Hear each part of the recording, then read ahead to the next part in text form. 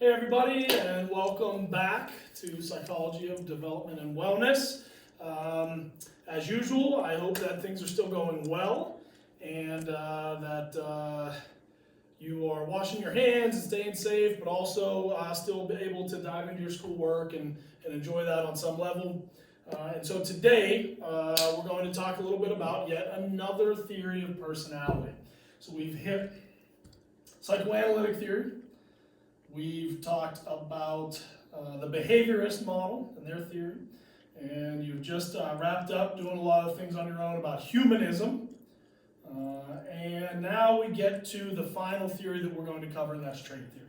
So get out your notes. If you've already copied them, you should have them in front of you. If not, you can follow along and try to keep up with me. Remember, you can pause the video at any point too, if you need to catch up or whatever. If you miss something or want to hear me say something, just back it up. Let's talk about trait theory. I've been giving you names to associate with some of these different theories that we've covered about personality. We think of Jung and Freud when we think of psychoanalytic theory. We think about Skinner when we look at behaviorism. Of course, we think of Rogers and Maslow with humanistic theory. Well, the name you want to associate with trait theory is a psychologist named Gordon Allport. Now, there are others out there, but he is considered to be the one that pioneered this model of personality. His theory, his model of personality, is based on one specific thing, and you guessed it, that is personality traits. So what are personality traits? They are a little bit different than, and oftentimes are confused with, what we would call behaviors. So the physical things that we do and the actions that our body carries out as behaviors, they're different than our traits. The traits are oftentimes the motivation that cause us to do certain behaviors, but the two are separate from one another, and that can get confusing. So for definition purposes, a trait is a consistent way to act in many different situations. So there's a couple specific things here about traits in this definition. Number one, personality traits. As is the case with personality in general, we talked about this way back at the beginning of the chapter, are consistent. If someone exhibits a trait as part of their personality, that is something that they exhibit consistently over long periods of time. It is certain ways that we act and things that we do across situations. So in certain situations, we might have certain traits that cause us to behave in certain ways, and every time we're in that situation, for the most part, we'll behave that way because they're consistent. And then we might have other traits that cause us to do different behaviors in some other situation, but every time we're in a situation like that, we should exhibit similar traits because they are consistent. So I'm going to explain trait theory as simply as I can by just really identifying a few key things that Gordon Allport and other trait theorists have discovered, I guess, or at least theorized. And then I'm going to give you a little exercise that you can do to try to take these few specific things that I'm going to teach about trait theory and apply them to your own personality and see if they make sense that way. So number one, every trait that has ever been identified by any trait theorist, Gordon Allport and anyone since then, and there are probably hundreds of thousands of traits that have been identified, every single trait applies to every person. You have every personality trait that exists. It is not like Mr. Weibel has this trait, but he doesn't have that trait. Or Jimmy has this trait, but he doesn't have that trait. We all have every trait. Now let me make a little bit more sense of that. The way these traits work is that the trait theorists look at them in terms of putting them on a spectrum. So I'll just use one personality trait for an example here, aggression. Everybody has aggression. It's just that some people are much more aggressive and have that trait and exhibit it much more often, and it's much more obvious in their personality. And other people have very little aggression and very rarely exhibit that trait. But everybody has aggression on some level, okay? So that's what we mean when we say that every trait applies to all people. I guess I could have put this up there. So the way I like to look at it, and the way that Porton and the trait theorists look at it, is with that spectrum idea. You can be way down here, and we could even give it a different name, and you could be a very passive person, which means the trait of aggression is just not something that is a big part of your personality. Or you could be way over here on the other side of the spectrum, be a very aggressive person, and that is something that defines your personality, perhaps. And then there are all these different places in between where you can fall in terms of how aggressive you are. Okay? All right, so that's one thing. All traits apply to all people. A second thing that the trait theorists put out there is that there are a few basic traits that are sort of fundamental and central for all people. Yes, we all have some level of every trait, but we also all have a few sort of umbrella traits that define who we are.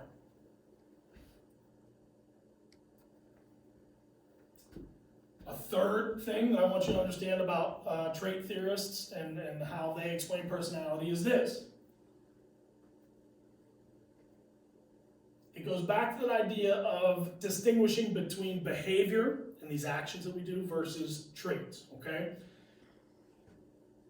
We can exhibit very similar and in some cases identical behaviors between two people, but those identical behaviors or even similar behaviors could very much be the result of completely different personality traits. And so that's why it's important to distinguish between behavior and traits. There's an example in your book that I think is a good one, and I'm going to use it as my example, and I could give you hundreds of others, but I think the one that's in your book is right on. So what we're saying here is that a behavior that looks like it might be the result of a very specific personality trait, we could find out that that behavior is the result of some completely different personality trait. And so let me explain it with the example from the book. They talk about a talkative kid in a dentist office.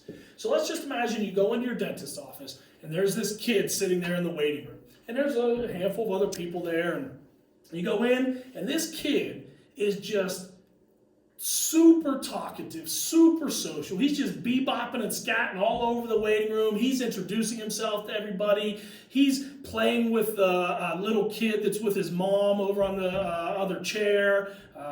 He's telling stories to the guy to his right. And when you see that and you see these behaviors, the first thing that you might think of is this person is very talkative and very confident. There might be some personality traits that would explain those behaviors, right? Okay, very good. Makes sense. You go into the dentist's office for your next visit. And there's a different kid in there, a girl, a teenage girl. And this teenage girl is doing almost all of the same things that this boy was doing the last time you were in the waiting room at the dentist's office, right? She's talking to everybody. She's saying hello to people that walk in. She's introducing, well, the whole deal, right? And so you must assume this kid is extremely talkative, is extremely confident, right? But then you dig a little bit deeper and you come to find out that that kid is actually very shy and reserved, not talkative, and not exuding confidence in her normal personality. In fact, the reason she's exhibiting that behavior sitting in the dentist's office is because of a completely different trait. It is because she is extremely nervous and scared about visiting the dentist.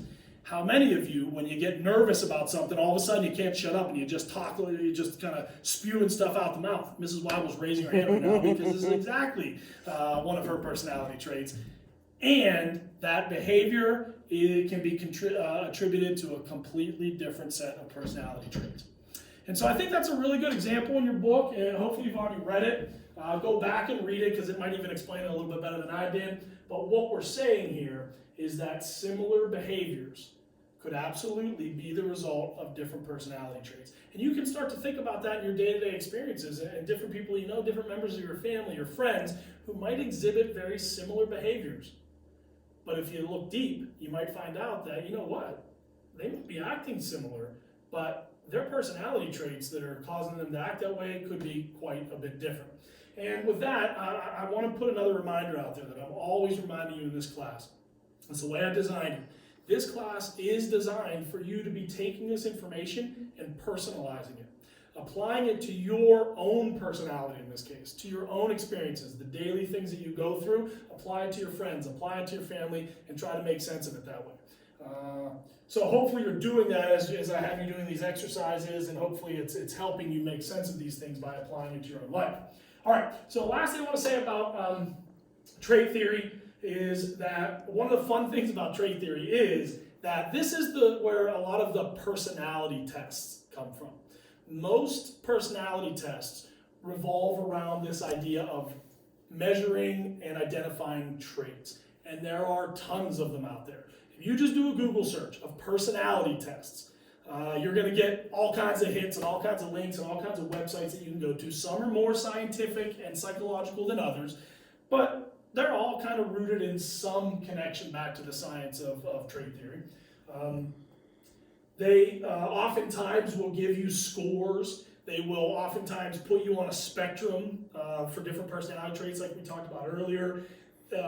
These tests are designed to look for correlations. They're looking for patterns of behavior in the people that take them, and they try to help kind of get to that one point that I made about the 4, 5, or 6 underlying traits that ultimately define your personality. And that's one of the things that the trait theorist said, about personalities. We usually do have a few core central things that make up who we are. So you can try that. And in fact, one of the exercises I'm going to be having you do after you watch this video is going to a specific website and trying a specific test. So you can wait for that. Today, what I want you to do, just to apply the little bit that we covered about trait theory, is this exercise. So on the notes that you copied, you have this list of all of these different personality traits that I've identified here. And for each of them, I tried to give 2 different traits that illustrate that spectrum idea. For example, I'm pointing down here to honest and devious. Everybody has some level of honesty and deviousness, right? Are you extremely honest and not very devious and you're on this end of the spectrum? Are you devious and you lie a lot and you're not really honest? Or are you somewhere in the middle, right? And that's the case, hopefully, with all of these. What I want you to do is this. I want you to take each one of these pairs, and I want you to write them down, if you haven't done already. And I want you to look, and we're going to keep it simple. We're not going to go anywhere in the middle. We're going to pick one of the 2. Think about and reflect on your own personality in terms of those 2 traits, and you got to pick one. Am I more honest or more devious? And that's a good one to start with, because the only way that this is going to do any good for you is to answer it and think about these things and pick the trait that you think honestly describes your personality more. Some of them are more positive than negative. Some of them are more negative than positive. But if you're going to take an honest look at your own personality, and I don't ever have to see this, this is a reflective exercise, you have to pick one or the other. I'd like you to do that, and if we were in class, this is how I would do it. And I'm going to kind of encourage you to do this on some level outside of class. What I would do in class is I would have all of you go down this list and evaluate your own personality based on these traits. And then just reflect on it a little bit. But then I would have you pair up with somebody else in the class. And I would have you do this list again, evaluating their personality, at least the way you view their personality. And then I would have you exchange them and talk about your own view of this list and how you think your personality fits into it, and your friend's view of this list and your personality. Do you think that they're going to be a perfect match? Well, I don't know. We would do that in class and then we'd have a discussion about it. What I'm going to encourage you to do is to do that exercise with anybody else. Go ahead and fill this out and complete it for yourself. Make another copy of it and have somebody else in your family or one of your friends or something, if you see them, careful, have them fill out the list for themselves and then do it for one another and exchange and talk about it and see. In the end, I'm going to post a reflection that's going to ask you to reflect on what you can learn from an exercise like this. So we'll see what you get out of it and we'll see what you write in your reflections. Okay, with that, I'm going to end my discussion about trait theory. There are a few other things like that reflection, like this exercise, and then I think I'm going to have you take the Robust 5 test, but I'll post that as another assignment later in Schoology, so be looking for that. As always, stay safe, and if you need anything, just get in contact with me, okay? I will see you guys later.